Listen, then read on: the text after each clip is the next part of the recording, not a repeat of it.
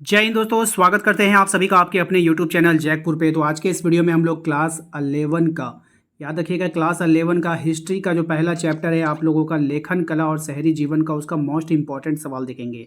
जी हाँ दोस्तों, ऐसे सवालों को देखेंगे जो आपके परीक्षा में पूछे जाने की संभावना होगी। ऐसे सवाल जो कि आपके परीक्षा में नहीं पूछे जाएंगे, उन सवालों को हम लोग इस वीडियो में स्किप कर देंगे। केवल और केवल मोस्ट इंपॉर्टेंट सवाल और वीवीआई सवालों को ही देखा जाएगा। तो वीडियो काफ़ी इंपॉर्टेंट होगा, शुरू से लेकर अंत तक बने रहना। और साथ ही साथ यदि आप हमारे चैनल पे पहली बार आ रहे हैं तो चैनल को जरूर से जरूर सब्सक्राइब कर लीजिएगा। बहुत से लोगों का ये क्वेरी आ रहा था कि भैया ये बता दीजिए, क्या ये कोई एग्ज़ाम जो होगा सिर्फ ऑब्जेक्टिव होगा या फिर सब्जेक्टिव होगा। देखिए, मेरा कहना है कि यहाँ ये जो एग्ज़ाम हो रहा है आप लोगों का SA1 जो एग्ज़ाम है, ये तो पूर्णतः बेस्ड रहेगा ये आप लोगों के फाइनल एग्ज़ाम पे। तो फाइनल एग्ज़ाम तो आप लोगों का ऑब्जेक्टिव होगा। तो जब फाइनल एग्ज़ाम ऑब्जेक्टिव हो रहा है तो अर्धवार्षिक परीक्षा को भी ऑब्जेक्टिव ही होना चाहिए। लेकिन यहाँ पर होगा क्या, आप कौन से बोर्ड के स्टूडेंट हो? आप जैक बोर्ड के स्टूडेंट हो, और जैक बोर्ड का दिमाग कभी भी घूम सकता है।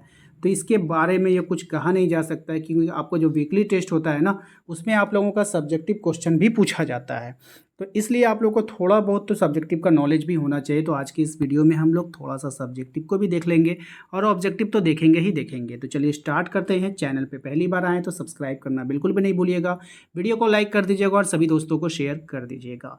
तो चलिए शुरू करते हैं। सबसे पहला सवाल हम लोग स्टार्ट करेंगे, ठीक है। जो इम्पोर्टेंट होगा मैं खुद बोलूँगा आप लोगों को ये इम्पोर्टेंट है, जो इम्पोर्टेंट नहीं होगा उस सवाल को हम स्किप करने का कोशिश करेंगे, ठीक है।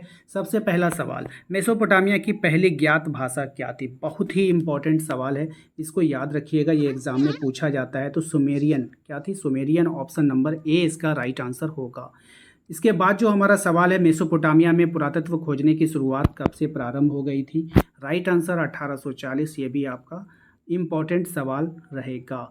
अगला सवाल जो है हमारा, मेसोपोटामिया की महत्वपूर्ण नदियां कौन सी थी? तो मेसोपोटामिया की जो महत्वपूर्ण नदियां हैं वो दजला और फरात है। ये सवाल बहुत बार आया है एग्जाम में और आप लोगों के वीकली टेस्ट में भी ये सवाल पूछा गया था।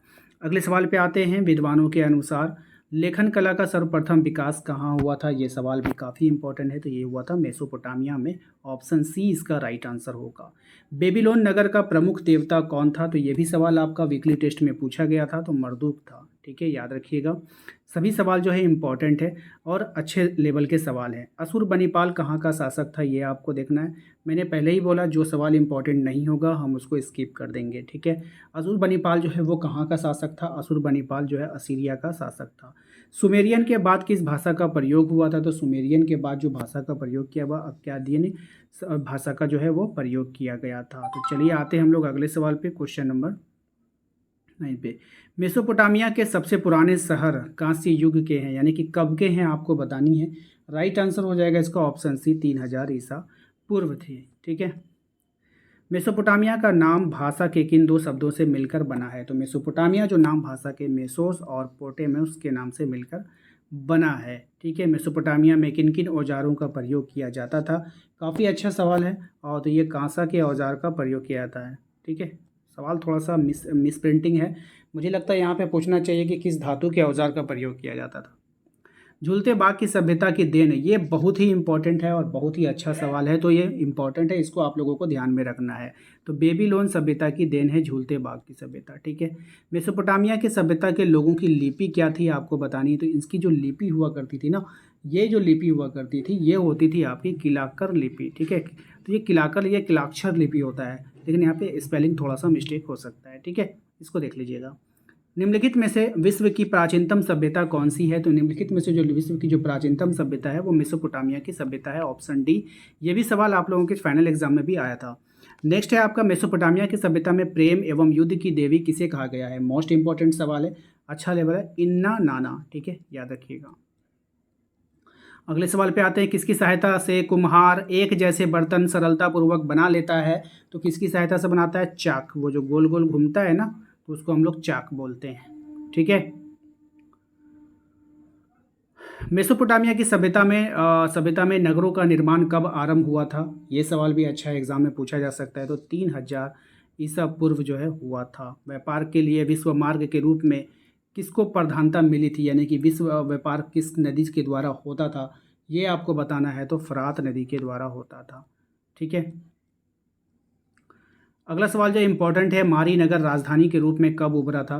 तो मारी नगर जो राजधानी के रूप में उभरा वो 2000 ईसा पूर्व में उभरा था। किलाक्षर लिपि के अक्षरों को कब पहचाना गया था?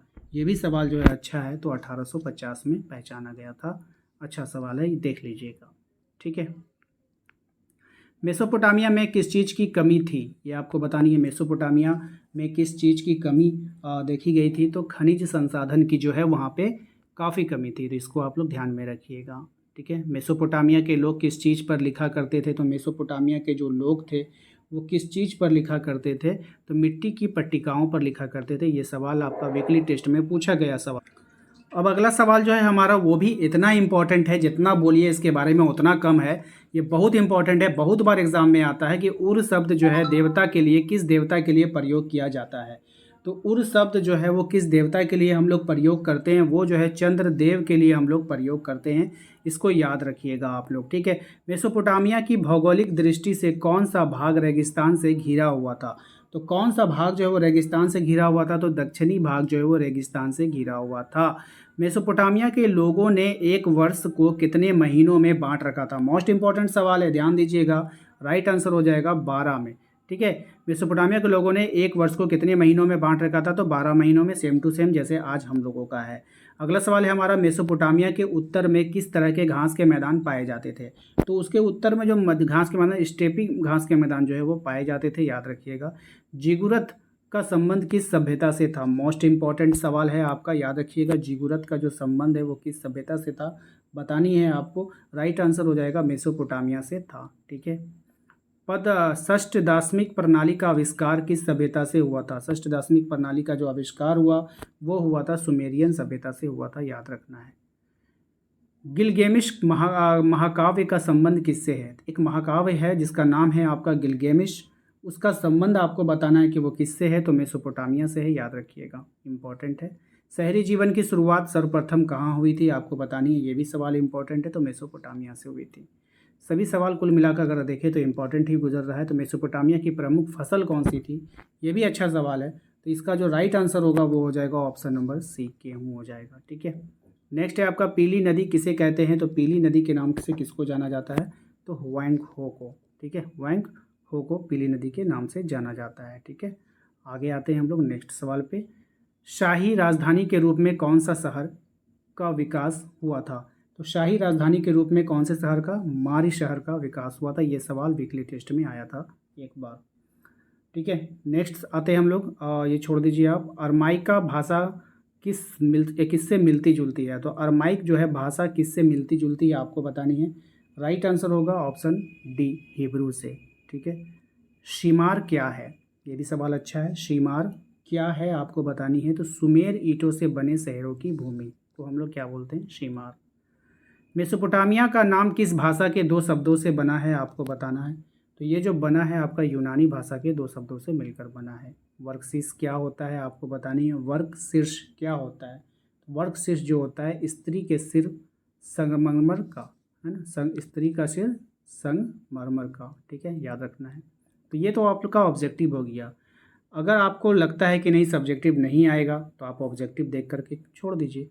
अगर आपको लगता है कि नहीं जैकबोर्ड का कोई भरोसा नहीं, सब्जेक्टिव भी पूछ सकता है, तो आज के इसी वीडियो में हम कुछ इंपॉर्टेंट सब्जेक्टिव क्वेश्चन को डिस्कस करेंगे और आपको बताएंगे। यहाँ पर आपको याद रखना है, सबसे इम्पॉर्टेंट सवाल है यहाँ पे, मेसोपोटामिया सभ्यता की प्रारंभिक कृषि की मुख्य फसलें कौन सी थी? यानी कि गेहूँ, जौ, मटर और मसूर। ठीक है, याद रखिएगा। समय तथा दिनों का विभाजन किसकी देन है? तो मेसोपोटामिया सभ्यता की देन है। उसके बाद जो इम्पोर्टेंट है यहाँ पे देखिए ये सवाल, क्वेश्चन नंबर 7, शहरों के महत्व को किस महाकाव्य में बताया गया था? तो गिलगेमिश में बताया गया था, गिलगेमिश में बताया गया। और उसके बाद जो है आपका इम्पोर्टेंट है इसमें, हम्बुराबी कौन था? ये काफ़ी इंपॉर्टेंट है, बेबीलोन का राजा था। सुमेर शब्द का शाब्दिक अर्थ क्या होता है? तो ईंटों का बना शहर। ठीक है, तो जो इम्पोर्टेंट है वही हम आपको बता रहे हैं। सब्जेक्टिव की जहाँ तक बात करें तो ये सवाल काफ़ी इंपॉर्टेंट है, देख कर जाइएगा। मेसोपोटामिया सभ्यता की दो प्रमुख विशेषताएं बताएं। मेसोपोटामिया सभ्यता की दो प्रमुख विशेषताएं निम्नलिखित हैं। मेसोपोटामिया सभ्यता अपनी समृद्धि शहरी जीवन, विशाल तथा समृद्ध साहित्य, गणित तथा खगोल शास्त्र के लिए जानी जाती है। मेसोपोटामिया की प्रथम ज्ञात भाषा सुमेरी थी। इसके शहरीकृत दक्षिणी भाग को शुमेर तथा अक्कद कहा जाता था। ठीक है, ये सवाल अच्छा है, देख कर जाइएगा। ठीक है। मेसोपोटामिया में लेखन कला के महत्व के बारे में आपको बतानी है। तो लेखन कला के विकास परिणाम स्वरूप दस्तावेजों को सुरक्षित रखना संभव हुआ। लेखन कला के हिसाब रखना सरल और सुविधाजनक हो गई। चंद्र ग्रहण का हिसाब रखा जा सकता था। ठीक है, तो आप 3 ही बिंदु को याद कीजिए, क्योंकि देखिए ज़्यादा आपको याद करनी नहीं है, आप इसमें 3 पॉइंट याद कर सकते हो। अगर आ गया तो लिख दीजिएगा, क्योंकि आपका लोग का फाइनल एग्जाम ऑब्जेक्टिव ही होगा। ठीक है, इसके बाद देखिए यहाँ पर जो आपको कह रहा है कि मेसोपोटामिया की भौगोलिक स्थिति का वर्णन करना है कि मेसोपोटामिया में क्या था क्या नहीं था।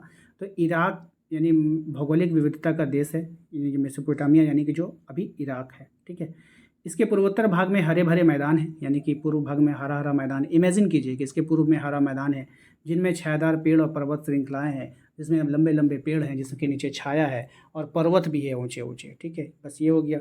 यहाँ पर्याप्त वर्षा होने से अच्छी फसल हो जाती है। फिर आप इमेजिन करोगे यहाँ पे वर्षा अच्छी होती है। भेड़ बकरियाँ यहाँ उगने वाली छोटी छोटी झाड़ियों और घास में अपना पेट भर लेते हैं। इमेजिन कीजिए कि वहाँ भेड़ बकरियाँ चर रही है। तो ये मेसोपोटामिया के बारे में थोड़ा बहुत आपको इमेजिन करना है, आपको सोचना है अपने माइंड में। ठीक है, रटना बिल्कुल भी नहीं है।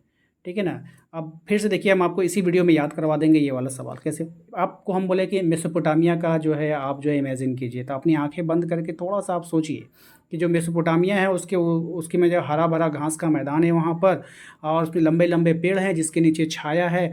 उसके बाद ये सब क्यों हुआ? क्योंकि यहाँ पे पर्याप्त वर्षा होती है, तभी तो हरे हरे घास उग रहे हैं, लंबी लंबी पेड़ें हैं। ठीक है, और पहाड़ों का भी एक श्रृंखला आपको दिख रहा है वहाँ पर, और साथ ही साथ क्या हो रहा है, भेड़ बकरियाँ यहाँ पे चरकर अपना पेट भर रहे हैं। बात खत्म हो गया याद आपको। आप ज़्यादा दिमाग इसमें लगाना नहीं है आप लोगों, क्योंकि आप लोगों का जो है फाइनल एग्जाम में ऑब्जेक्टिव भी सिर्फ आएगा।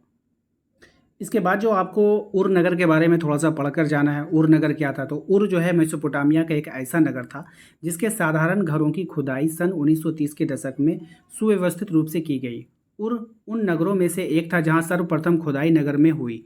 ठीक है, ये टेढ़ी मेढ़ी संकरी गलियां पाई गई, जिसमें यह पता चलता है कि ये पहिए वाली गाड़ियां वहां के अनेक घरों तक नहीं पहुंच सकती थी।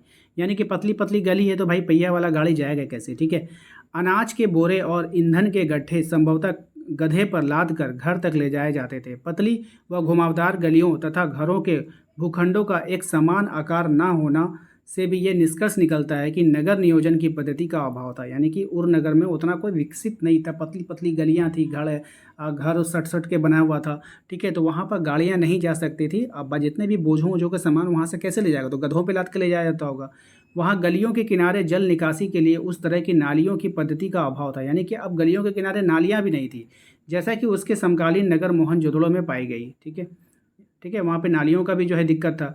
जल निकासी की नालियाँ और मिट्टी की नलिकाएं उर नगर के घरों के भीतरी आंगन में पाई गई है। यानी कि बाहर नहीं, बल्कि नालियाँ घर के आंगन में थी, जिससे ये चित्र उस नगर का एक रिहायशी इलाका, ठीक है, समझा जाता है कि घरों की छतों का ढलान भीतर की ओर होता था। वर्षा का पानी निकास नालियों के माध्यम से बने हुए हौजों में ले जाया जाता था। फिर भी ऐसा प्रतीत होता है कि लोग अपने घरों का सारा कूड़ा कचरा गलियों में डाल देते थे, जहां वह आने जाने वाले लोगों के पैरों के नीचे आता रहता था। यानी कि वो लोग अपना कचरा जो है ना गली में ही फेंक दिया करते थे, जहाँ से लोग आते जाते थे। इस प्रकार कूड़ा डालते रहने से गलियों की सतहें ऊंची उठ जाती थी, जिसके कारण कुछ समय बाद घरों की दहलीजों को भी ऊंचा उठाना पड़ता था, जिससे वर्षा के पश्चात कीचड़ बहकर घरों के भीतर ना आ सके। कमरों के अंदर रोशनी खिड़कियों से नहीं बल्कि उन दरवाज़ों से होकर आती थी जो आंगन में खुला करते थे। इससे घरों में रहने वाले परिवारों में गोपनीयता भी बनी रहती थी। यानी कि वो लोग घरों में खिड़कियों का इस्तेमाल नहीं करते थे, रोशनी के लिए मेन दरवाज़ा का ही उपयोग किया जाता था। ठीक है, घरों, अब यहाँ पे पढ़िए इसको। ठीक है, घरों के बारे में विभिन्न अंधविश्वास प्रचलित थे, जिनके विषय में उर में पाई गई शकुन अपशकुन संबंधी बातें पट्टिकाओं पर लिखी मिली है। जैसे घर की देहली ऊंची उठी हुई हो तो वो धन दौलत लाती है। यानी कि ये सब वहाँ पे माना जाता था। सामने का दरवाज़ा अगर किसी दूसरे के घर की ओर ना खुले तो वो सौभाग्य प्रदान करता था। लेकिन अगर घर की लकड़ी का मुख्य दरवाज़ा बाहर की ओर खुले तो पत्नी अपने पति के लिए यंत्रणा का कारण बनेगी। उर में नगरवासियों के लिए एक कब्रिस्तान भी था, जिसमें शासकों तथा जनसाधारण की समाधियां पाई गई है। लेकिन कुछ लोग साधारण घरों में फर्शों के नीचे भी दफनाए हुए पाए गए। यानी घरों के नीचे भी लोग दफन कर दिए जाते थे। तो ये था आज का वीडियो, जिसमें हम लोगों ने क्लास 11 का हिस्ट्री का पहला चैप्टर ऑब्जेक्टिव एंड सब्जेक्टिव को देखा। सब्जेक्टिव का हमने यहाँ पे कुछ छोटी सी झलकियाँ देखी, क्योंकि उतना इम्पोर्टेंट तो नहीं रखता है, क्योंकि फाइनल एग्ज़ाम आप लोगों का ओनली ऑब्जेक्टिव होगा। बस आप लोगों को इसके बारे में जानकारियाँ होनी चाहिए। अगर अब बातें आपकी सुनी भी होगी तो 10-15 दिन के अंदर आप लोगों का एग्ज़ाम होगा, तो आप लोग वहाँ पे बना के भी लिख पा रहे होंगे। तो वीडियो काफ़ी इंपॉर्टेंट है, इसको ज़रूर दोस्तों तक शेयर ज़रूर कीजिएगा। चैनल पे पहली बार आए तो सब्सक्राइब करके वीडियो को लाइक कर दीजिए और शेयर कर दीजिए सभी दोस्तों को। मिलते हैं अगले वीडियो में। Thank you.